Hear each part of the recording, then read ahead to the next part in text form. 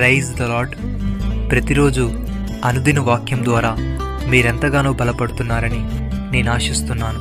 అలాగే మీరు కనుక మన యూట్యూబ్ ఛానల్ని క్రొత్తగా వీక్షిస్తున్నట్లయితే మన యూట్యూబ్ ఛానల్ని సబ్స్క్రైబ్ చేయండి, ఇతరులకు షేర్ చేయండి.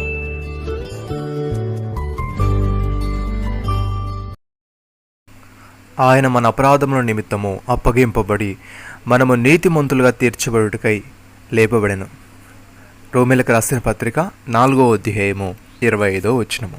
ప్రియమైన సహోదరి సహోదరులారా, మృతుల నుండి యేసును లేపిన వాని ఆత్మ మీలో నివసించుచునుడలా, మృతుల నుండి క్రీస్తు యేసును లేపిన వాడు చావునకు లోనైన మీ శరీరమును కూడా మీలో నివసించుచున్న తన ఆత్మ ద్వారా జీవింపజేయును. కాబట్టి సహోదరులారా, శరీరానుసారముగా ప్రవర్తించుటకు మనము శరీరమునకు రుణస్థలము కాము.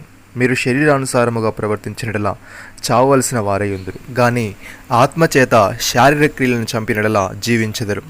దేవుని ఆత్మచేత ఎందరు నడిపింపబడుదురో వారందరూ దేవుని కుమారులై ఉందరు. భక్తుడి విధంగా అంటున్నాడు, ఇప్పుడు క్రీస్తు యేసునందున్న వారికి ఏ శిక్షా విధి లేదు. క్రీస్తు యేసునందు జీవమునిచ్చే ఆత్మ యొక్క నియమము పాప మరణాల నియమము నుండి మనల్ని విడిపించెను. ఎట్లనగా ధర్మశాస్త్రము దేనిని చేయజాలకపోయినో దానిని దేవుడు చేసెను. శరీరాన్ని అనుసరింపక ఆత్మను అనుసరించి నడుచుకున్న మనయందు ధర్మశాస్త్ర సంబంధమైన నీతి విధి నెరవేర్చబడబలని పాప పరిహార నిమిత్తము దేవుడు తన సొంత కుమారుణ్ణి పాప శరీరాకారంతో పంపి పాపమునకు శిక్ష విధించెను. శరీరానుసారులు శరీర విషయముల మీద మనసునంతురు, ఆత్మానుసారులు ఆత్మ విషయముల మీద మనసునంతురు. శరీరానుసారమైన మనసు మరణము, ఆత్మానుసారమైన మనసు జీవమును సమాధానమునై ఉన్నది.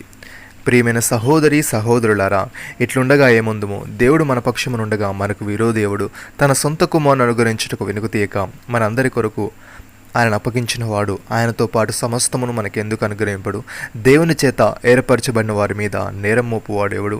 నీతిమంతులుగా తీర్చువాడు దేవుడే. శిక్ష విధించువాడెవడు? చనిపోయిన క్రీస్తు యేసే. అంతేకాదు, మృతుల నుండి లేచిన వాడును, దేవుని కూడా పార్శ్వమున ఉన్నవాడును, మన కొరకు విజ్ఞాపనము కూడా చేయవాడును ఆయనే. క్రీస్తు ప్రేమ నుండి మనల్ని ఎడబాపు వాడెవడు? శ్రమ అయినను, బాధ అయినను, హింస అయినను, కరువు అయినను, వస్త్రహీనతైనను, ఉపద్రవమైనను, ఖడ్గమైనను మనల్ని ఎడబాపున. ఇందును కూర్చి వ్రాయబడినదేమనగా, నిన్ను బట్టి దినమెల్లా మేము వధింపబడిన వారము, వదకు సిద్ధమైన గొర్రెలమని మేము ఎంచబడిన వారము. ఆయనను మనల్ని ప్రేమించిన వాని ద్వారా మనం వీటన్నిటిలో అత్యధిక విజయం పొందుచున్నాము. మరణమైనను, జీవమైనను, దేవదూతలైనను, ప్రధానులైనను, ఉన్నవైనను, రాబోనవైనను, అధికారులైనను, ఎత్తైనను, లోతైనను, సృష్టింపబడిన మరేదైనను మన ప్రభు అయిన క్రీస్తు యేసునందలి దేవుని ప్రేమ నుండి మనల్ని ఎడబాపు నేర్వని రూఢిగా నమ్ముచున్నాము. నమ్మిన వారు నాతో కలిసి ప్రార్థనలో ఏకీభవించండి.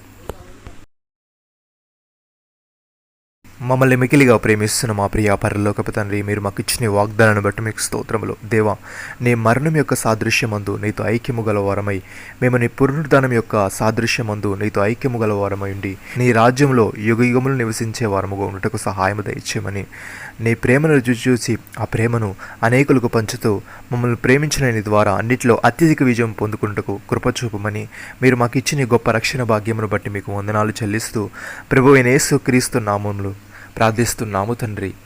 ఆమెన్.